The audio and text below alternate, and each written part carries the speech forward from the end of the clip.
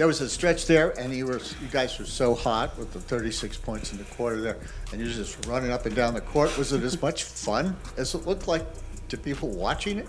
Yes. Yeah, it was pretty fun. Aliyah Boston and Caitlin Clark were candid in their post-game interviews after the Indiana Fever destroyed the Dallas Wings. With 5 steals, Clark tied her career high as Boston appeared to be unstoppable. Here's the problem, though. Perhaps something more significant than the victory itself was triggered by their remarks regarding rookie sensation Paige Bueckers. What, in your opinion, distinguishes a strong WNBA rookie from a great one? Here, let's be honest. The Indiana Fever's 101-point thumping of the Dallas Wings was not your typical regular season contest. Aliyah Boston and Caitlin Clark made sure that everyone was aware of this message. Everyone is raving about the post-game interviews because they were so full of confidence, subtle shade, and some really unexpected revelations. Up against one another in the WNBA. It is also only Caitlin Clark's 3rd game back from injury, and this season for the Indiana Fever has been a roller coaster ride. There has been ups, there has been downs, there has been times that we have been so confused on what is actually going on with this team. And I'll start off by saying I feel like this was one of their best games as far as playing Fever basketball. Let's start by discussing how different this Fever team appears. Do you recall the day when everyone doubted Clark's ability to carry over her academic prowess into the workplace? Now that she is in her 2nd year, those inquiries seem absurdly archaic. The woman just tied her career high with 5 steals and 13 assists. This is where things start to get interesting, though. Clark wasn't even happy with the way she performed. Caitlin, I believe you hit the first shot you took today. Kind of deep sigh of relief, but what is it like to get out of the shooting slump, but also beyond that, just see the playmaking overall from you down the line so you threw out your entire team, 30 assists tonight? Yeah, I mean, I still probably didn't shoot it as good as I would have liked, but I feel like it's coming. I'm just trying to continue to get my legs under me, and like I said pregame, like I feel like I'm a couple shots away from like having a really good game. So I doubt that I shot it as well as I would have liked. With that signature assurance that either makes you want to roll your eyes or feel inspired, Clark remarked. After contributing to a team performance with 30 assists, only an excellent shooter would gripe about not shooting well enough.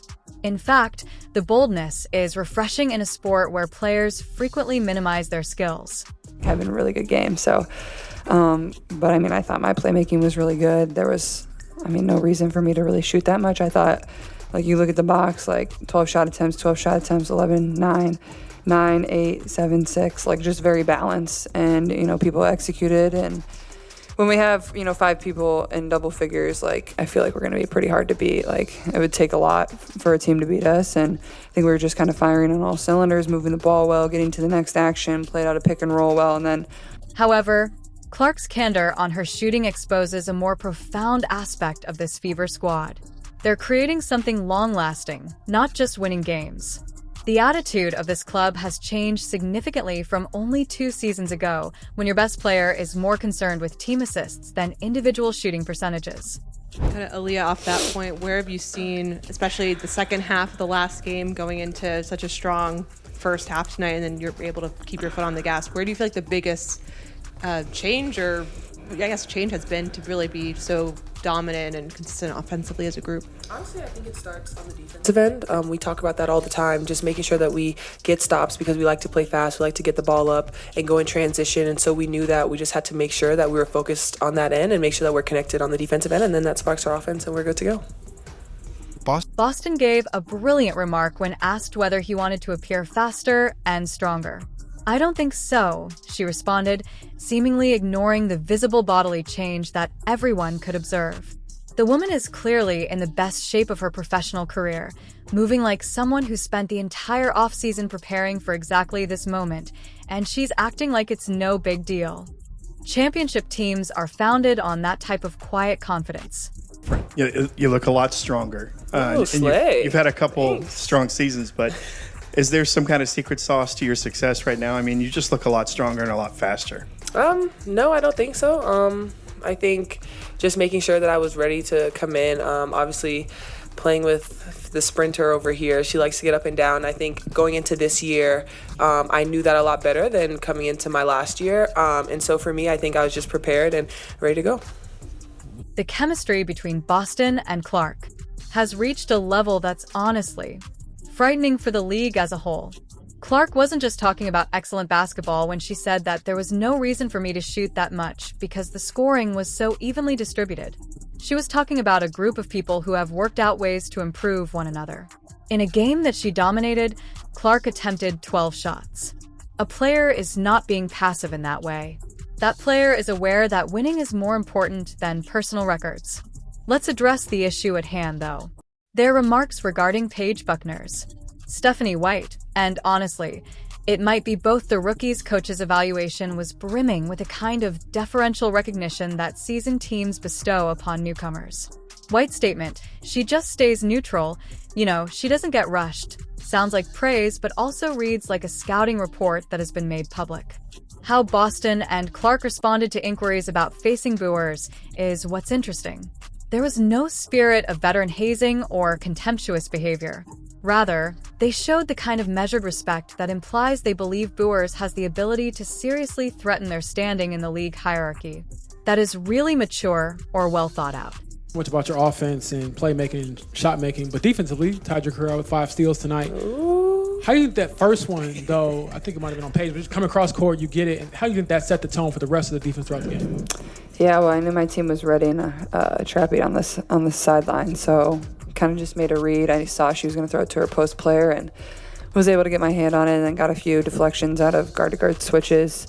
So I think just being active, I can be a really good defender when I choose to and when I work really hard on it and not conserve energy. So I'm proud of myself in that regard, and, I think that probably motivates our offense. Like when I bring a tenacity on the defensive end, I think it really helps our offense go. And one of the main complaints of Clark's game is immediately addressed by her defensive performance, which merits its own discussion.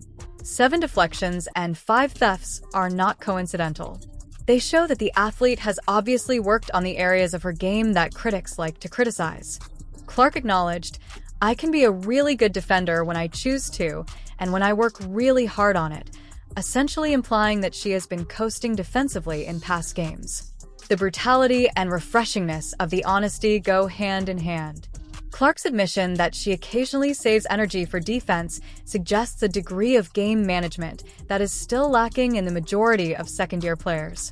She's basically acknowledging that she can be selective about when to lock in defensively, which sounds awful until you realize that it actually implies she can defend herself expertly when the need arises. It's not a sign of weakness. That is the intellect of strategic basketball. Especially telling were Boston's remarks regarding the team's defensive mindset coming first. Her statement, "It starts on the defensive end," seems like typical coach jargon until you consider that her team just forced 23 points off turnovers. They are discussing more than just the significance of defense. They are aggressively employing it as their main weapon of attack. Caitlin, just 13 assists for you and then 30 assists as an entire team. Just what was working so well with you seeing the floor and just the entire team? Yeah, 30 assists on 40 made shots is about as good as it's going to get. That's really impressive, and I think it just shows the selflessness of this group is you're just trying to find your teammate, trying to get to the next action, trying to give up a good shot for a great shot, and just really proud of this group of how we share the ball, and makes us really hard to guard, like I've said. So that's something that Steph always preaches and something she always talks about is, how many of our field goals are assisted. So we're always looking for high numbers there, and 30 on 40 made field goals is. Not only is the 30 assists on 40 made field goals stat that is frequently brought up noteworthy, but it is also historically good. Such ball-moving teams accomplish more than just win games. They alter the way opponents must get ready for them. It is impossible to design your strategy around stopping 1 or 2 players when 5 players score in double figures. You must defeat a whole system, and the majority of teams are just unprepared for the task. This Fever team's ability to develop this level of chemistry without spending a lot of time practicing together is what makes them so intriguing. White stated that their accomplishment is even the more remarkable because they have only played 3 games with their entire team and have not had any actual practice. They either have a natural talent for playing together or this roster's individual basketball IQs are much greater than most people assume. Depending on your point of view, Clark's remark that she feels like she's just a few shots away from having a really fantastic game can either be alarming or frightening. What does Clark's ceiling look like if this performance, 13 assists, 5 steals, 7 deflection nets, and an efficient shooting, reflects her not playing at her best? The frightening aspect is that she appears to sincerely think she needs to advance to a higher level. More attention should be paid to Boston's change than is now being given. The woman appears to have trained during the offseason with a coach who is aware of the physical strain that Clark's speed would put on her colleagues. Her training, and she is carrying herself with the assurance of someone who knows she can keep up with any pace the game requires, and her explosiveness has significantly increased. Both players appear to have learnt from past setbacks based on how they respond to inquiries about holding leads and completing games. White's focus on developing consistency and stacking strong performances shows that, while outperforming rivals, this team recognizes they are still in the early stages of development. Rather than complacency, that level of self-awareness typically results in ongoing improvement. They took a particularly astute stance while discussing Buchers. Rather of discounting her or undervaluing her influence, they acknowledged her skills while silently assuming the role of the standard she is pursuing. White managed to be complimentary while simultaneously stating that they are the team that everyone else is attempting to defeat when he added, "It's fun to watch, not as an opponent on the other sideline." This performance's wider ramifications in these interviews go beyond a single game. With a swagger that betrays a belief in their own hype, this Fever team is establishing themselves as a serious contender for the championship. Clark is expressing what she considers to be a mathematical reality when she says that teams need a lot to defeat them when they have 5 players in double figures. The development of Boston. One of the league's most underappreciated plot lines has been the transition from promising young player to true star. Their success has been largely attributed to her ability to modify her approach to fit Clark's style while still being a strong online presence. She appears to be nearing her prime at the ideal moment, as evidenced by the fact that she is doing it while appearing stronger and faster than before. Both players' defensive gains are an example of the two-way progress that distinguishes successful teams from championship ones. Every other team in the league ought to be alarmed by Clark's readiness to own up to her past defensive shortcomings while showcasing growth. Boston's defensive emphasis on igniting offense demonstrates a team mentality that puts winning ahead of individual metrics. It's evident from their handling of this victory and these interviews that Boston and Clark are aware of the wider picture. They want to create a culture and identity that will allow them to succeed across several seasons, not just win games.